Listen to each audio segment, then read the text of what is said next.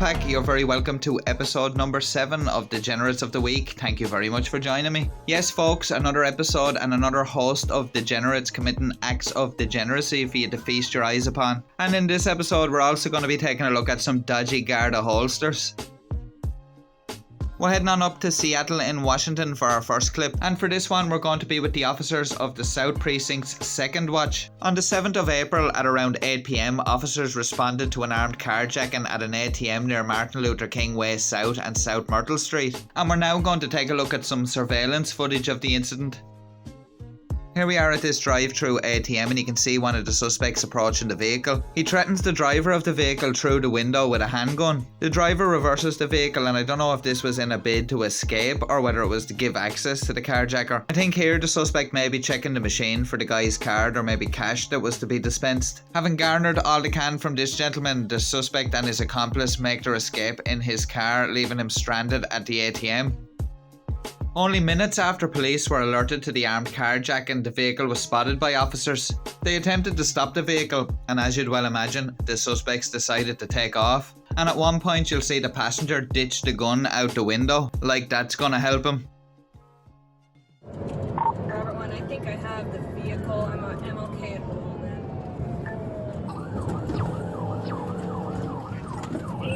We're still northbound, approaching MLK.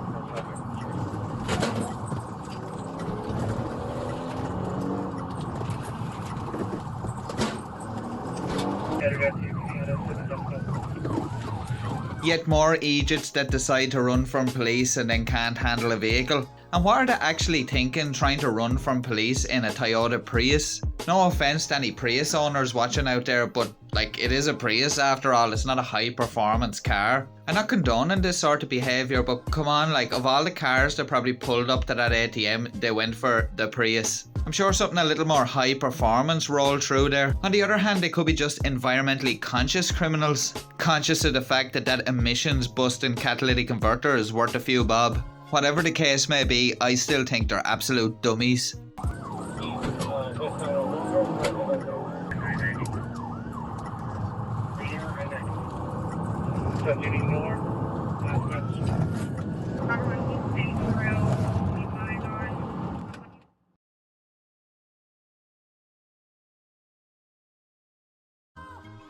I don't know what the point of tossing the gun was, because the police know there was a gun involved in the incident. But obviously from an officer safety point of view, the fact that the gun is being tossed is a good thing. But now you have the added issue that a member of the public, possibly a child, could walk by and pick that up. If it's done on a clear open stretch like this and you have a vigilant officer, then they'll be able to see where the weapon was tossed and let units following behind know. And then they hopefully can recover the weapon before anybody else can get their hands on it. But even if the officers don't see the gun being tossed, well, when they get the car eventually pulled over and realise there's no weapon present, but then they're going to go looking for it. And maybe these criminals haven't got the memo, but most police cruisers now have dash cams. They'll just be able to review the footage like we're doing here and see what window was thrown out and then be able to pin it on the person that was in that seat at the time. So I think the police would still have a very good case for a gun possession charge for that person. Turn here on running. We're running through this church here. You're gonna get shot! Get off the ground! Get off the ground! Get on the ground right now! Get on the ground! One at gunpoint. Alright, I surrender, dog. I surrender. I surrender. Don't think that guy there quite gets it. You have to surrender when they initiate the stop. Or how about this idea? Don't commit any crime in the first place, then you won't have to surrender. Luckily here the passenger came to his senses and decided to give himself up, and shockingly that passenger turned out to actually be a juvenile. He was subsequently booked into the Judge Patricia H. Clark Children and Family Justice Centre for investigation of robbery, and the adult driver was booked into King County Jail for investigation into robbery. And good news also is that the officers managed to recover that pistol that was thrown out of the vehicle, so thankfully that's not only out of the reach of the criminals but also out of reach of the general public. So a great result for all the officers involved here, and like a dodgy ATM, these criminals were put out of service. We're off to New York for our next clip, and that of course is the Big Apple, and an officer of the NYPD is down in the subway and is in the right place at the right time to catch this purse snatcher. Our suspect gets a good head start on the officer initially, but he must have been missing leg day recently in the gym because a flight of stairs seems to be his undoing.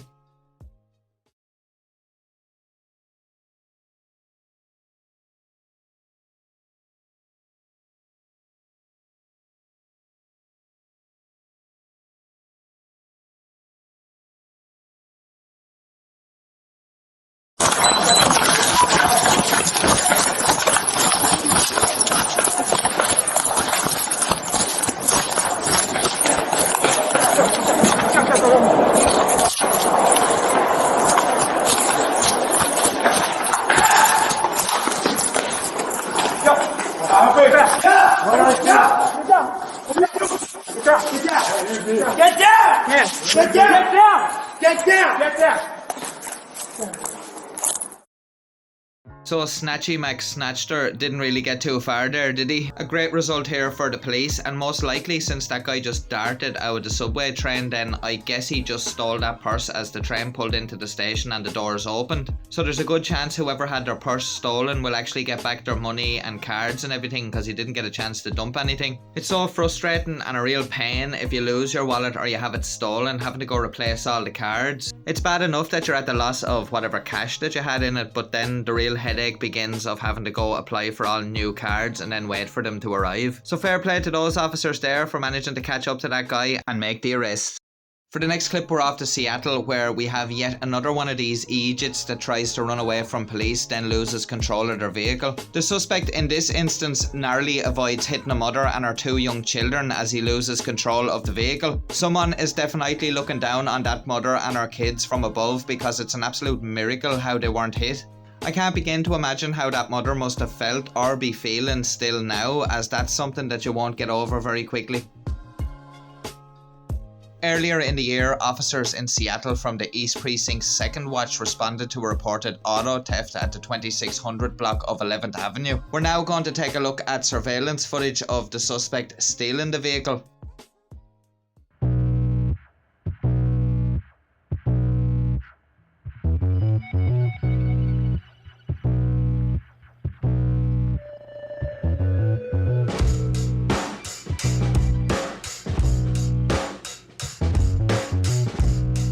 Officers tracked the vehicle via an AirTag to an alley near the 70th block of Boston Street. When the suspect saw the officers arrive, he attempted to flee. The driver then crashed into 2 parked cars and nearly hit a woman and 2 children, and miraculously nobody was hurt. Hey, Seattle police!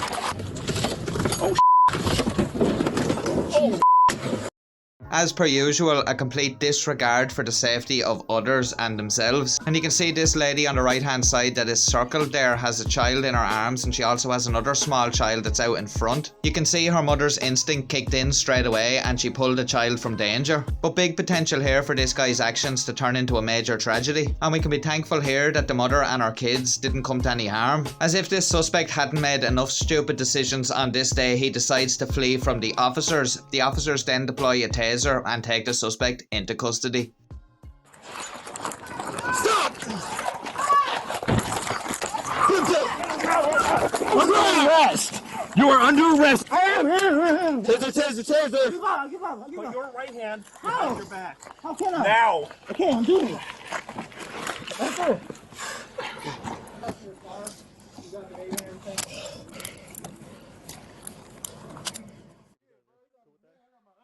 It's pretty shocking when you see the level of damage done to the car underneath the vehicle that the suspect was driving. In my mind, I think if that vehicle had landed on one of those kids or even the mother, I think we might have been looking at a fatality here. And my heart goes out to the mother and her 2 kids, because this is a pretty traumatic experience to have to go through. Now, I'm not quite sure if the youngest child in her arms was old enough to know what's going on, but all the same, it's still a pretty dangerous situation to be put into. The suspect was arrested for auto theft, vehicular assault, hit and run, reckless driving, obstructing a public officer, resisting arrest, unlawful possession of a firearm, and violation of the Uniform Controlled Substance Act. And guys, it probably won't come as any surprise, but the man also had an outstanding warrant, so that may explain why he took off like that. He was taken to Harbourview Medical Centre for an evaluation, and once he was cleared there, he was booked into the King County Jail. I do hope when this guy gets in front of a judge that the police show the dashcam footage in court so the judge can see how much danger he put that mother and her 2 kids in. And as a result of that, I hope the judge gives him as harsh a sentence as is possible. I like to be ever optimistic, but at the same time I'm not naive, and I know that there has been harsh criticism of the justice system, especially in Seattle. A quick example of this for you guys is the case of Francisco Calderon, a 70+ times convicted criminal. His case is described by the National Police Association as bewildering, and that it highlights the depravity within the Seattle King County criminal justice system. In 2019, Seattle City Attorney Pete Holmes argued for the release of Calderon after police arrested him for the sucker punch assault of an innocent man who was just listening to music on his headphones on a sidewalk on Capitol Hill. The news reported at the time that Calderon's criminal history is lengthy, and according to the judge in the case, he has had 72 convictions, including 14 assaults. The State Patrol listed 44 convictions in Washington, including 14 felonies, but most of his convictions are misdemeanors. He told probation officers that he was a methamphetamine and cocaine user and stole to buy drugs, and that he hasn't had a steady job since the 1990s. And of course, this motivation for criminal behaviour is a familiar story to police officers the world over. City Attorney Holmes pled the case down to mental health evaluation, substance abuse treatment and 2 years of probation. When asked by Judge Ed McKenna about such a lenient sentence for a chronic offender, the city attorney stood by the deal. A few months later, in July, free thanks to Holmes and despite the intervention of Judge McKenna, police again arrested Calderon for assault, this time for throwing coffee on a baby. The baby's father rightly took Calderon down and held him for police. And how did Seattle's top criminal prosecutor Holmes respond to Judge McKenna's repeated legitimate objections to such lenient sentences and charges? Well, the prosecutor went and officially called for the judge's resignation. Once again, the city attorney came to Calderon's aid, along with a partner in the King County Prosecutor's Office, Dan Statterberg, and District Court Judge Ann Harper. King County declined to bring felony charges for assault on a child and referred the case to Seattle Municipal Court for misdemeanor charges. So you can see from that example why it would be naive to think that this guy's going to have the book thrown at him. That guy Calderon threw coffee on a baby and got away with a slap on the wrists. Absolutely shocking carry on there in that particular justice system. And it must be stomach-churningly disgusting for the victims of those crimes to see these repeat offenders getting a slap on the wrist and let on their way. And I'd be very interested to know what you guys think of that Calderon case, so let me know your thoughts down below in the comments. Next up, we're going to take a look at a little something from here in Ireland, and that is the subject of some dodgy Garda holsters. A purported whistleblower has made 4 protected disclosures over the quality of the gun holsters previously worn by armed Gardaí. The first of these disclosures was made to Garda Síochána back in 2019, and the last being made in 2022. The contents of the disclosure should now compel Justice Minister Helen McEntee to establish a commission of investigation, according to a solicitor representing the whistleblower. The solicitor had wrote to the Justice Minister requesting that she establish a commission of investigation, stating that he does not have full faith in the GSOC probe into the quality of the holsters. And of course, GSOC stands for the Garda Síochána Ombudsman Commission. He wrote that his client first outlined his concern over holsters in June 2019, a year before the murder of Detective Garda Colm Horkin. And for anyone unfamiliar with the case of Detective Garda Colm Horkin, he was a detective in Garda Síochána and was shot dead by a 43-year-old man in Castlereagh, County Roscommon on the 17th of June 2020 while on an anti-crime patrol. On Wednesday the 17th of June 2020 at around 11:45pm, Detective Garda Colm Horkin was on an anti-crime patrol by himself in Castlereagh, County Roscommon, and stopped a man after receiving a report of someone speeding and driving recklessly on a motorbike in the town's main street. Horkin stopped a male on a motorcycle matching the description provided to Gardaí by the public, and as he was speaking to him, the perpetrator reached for Horkin's issued firearm, and after a short struggle, the man managed to get a hold of Horkin's official Sig Sauer handgun and fired 15 rounds, hitting him 6 times in the chest and neck. The other 9 rounds went through a bank and a shop window in the town centre, and around midnight Gardaí rushed to the scene after hearing the gunshots from Castlereagh Garda station, which was just 5 minutes away from the scene. The armed support unit arrived at the scene after Harkin pressed his panic button on his radio for emergency backup prior to the shooting. He was later pronounced dead by paramedics at the scene, becoming the 89th Garda to be killed in the line of duty. The suspect made no attempt to flee the scene and was arrested minutes later. The perpetrator was 43-year-old Stephen Silver, living in Foxford, County Mayo, but originally from County Roscommon. He was arrested at the scene by Garda Helen Gillen and was brought to Castlereagh Garda station. He appeared at Harristown District Court and was charged with the murder of Harkin on the 19th of June 2020. Silver was repeatedly deemed unfit to attend court at Harristown District Court in Roscommon via video link due to mental health issues.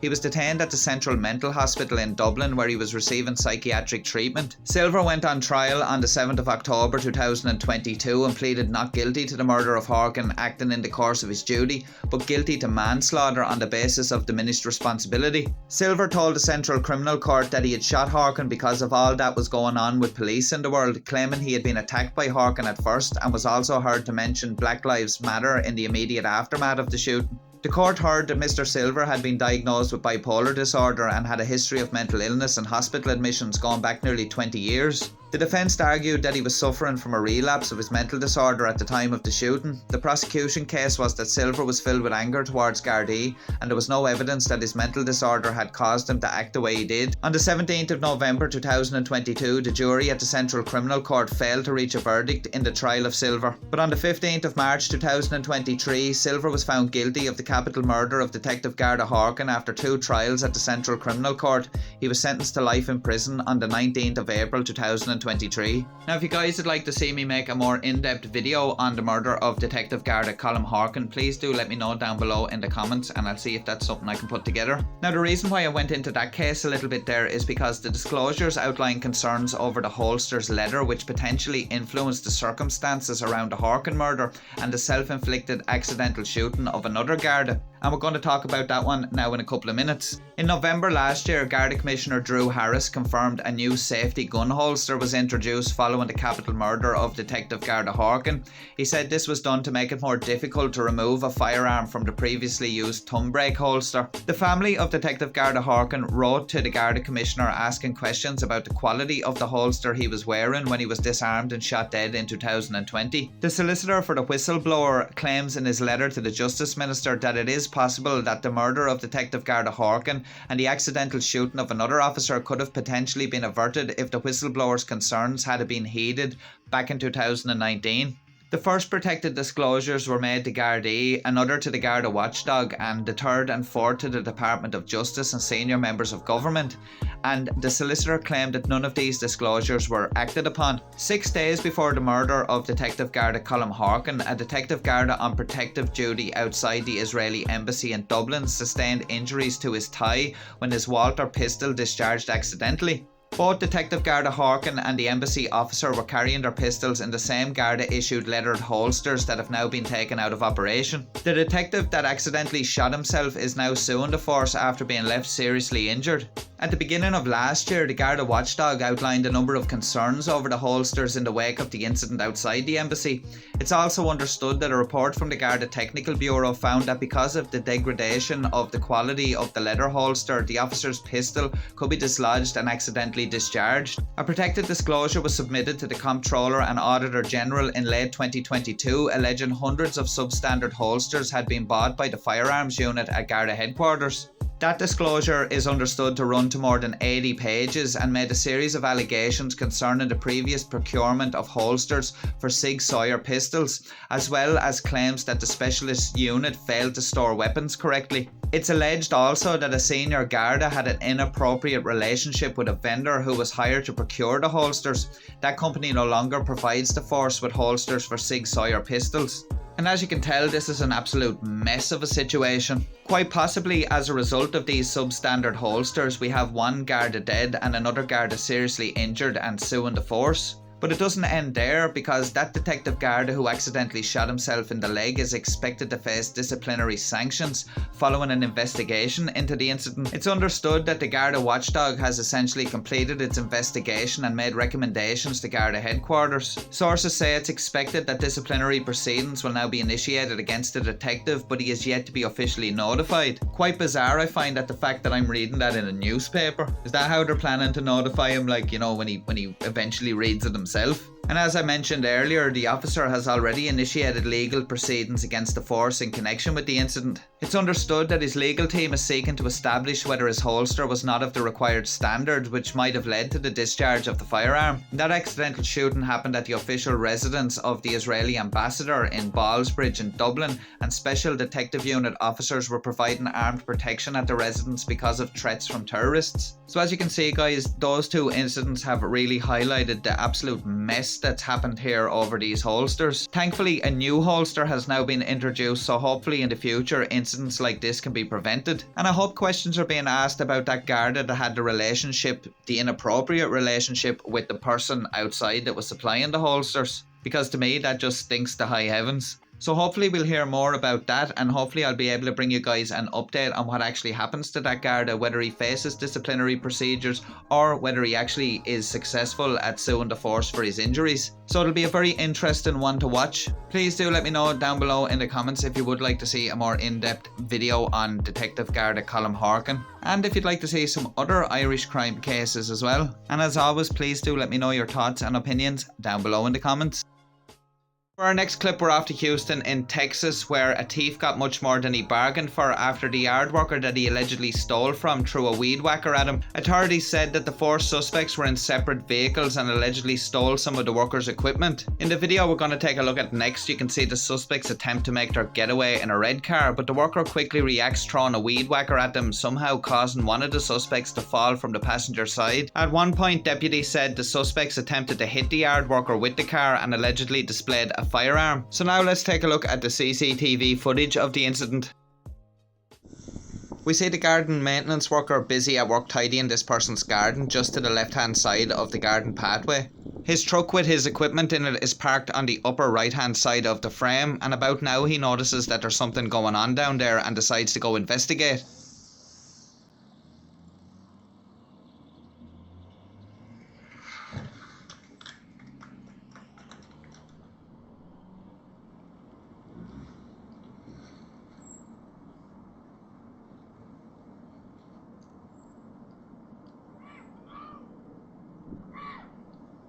For this one, I really do wish we had a better angle to see what exactly happened there. I do not know how that guy managed to be ejected from the vehicle while being hit with the weed whacker. You know, I'm just thinking, guys, this could be a new technique police could use to get problem suspects out of vehicles. So let me get this straight, sir. You're not going to exit the vehicle.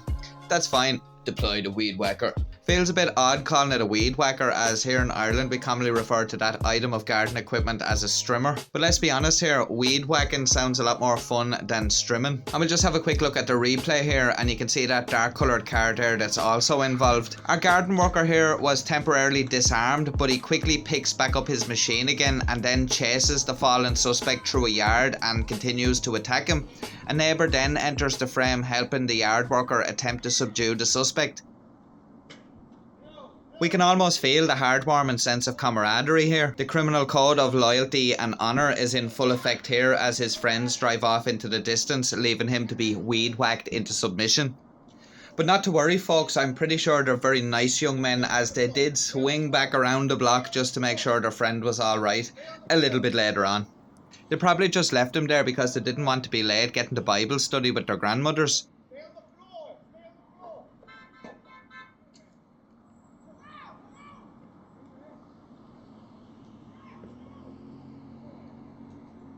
And as you see here, our freshly trimmed suspect heads back over to his buddies to make good his escape. I have to say the weed whacker operator is persistent, and I don't know if he's being stupid or brave, as don't forget there was a firearm involved in this. The man obviously works hard for his money and the equipment can be quite expensive, and nobody wants to see somebody just taking their hard earned money. But at the same time, it's not worth risking your life over something that can be replaced. The suspect suffered only minor injuries and was subsequently arrested and charged with aggravated robbery. And it was quite interesting how it came about that the police tracked him and his buddies down. Let's take a look.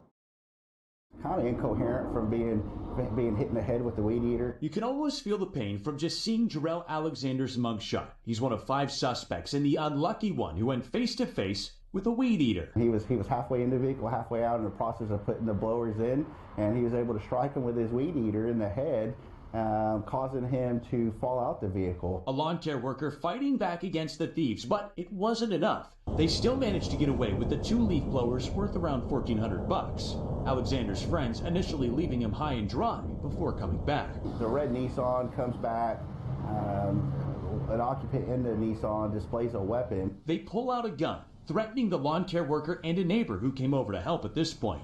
But the not-so-bright bandits dumped Alexander off at the hospital. Not before all 4 of them were caught on camera inside. Deputies now looking for their 2 cars. The black Mercedes and a red Nissan Altima. This is a popular quick grab crime, which usually ends up with selling the stolen goods to a pawn shop, which is why constable deputies want to make sure your equipment stays in your truck.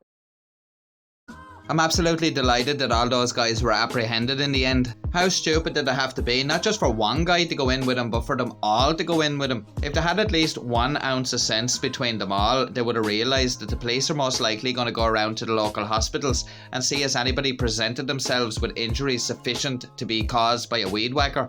Judging by the levels of stupidity displayed so far, it wouldn't surprise me if they told the triage nurse at the hospital exactly what happened. Thankfully, in this instance, the only person that got injured was the suspect, and I have very little, in fact no sympathy, because he put himself into that situation. Another good thing is the fact that the stolen property was recovered, and the icing on the cake was everybody getting locked up. So great work there from the officers in the Houston Police Department in tracking these guys down and bringing them to justice.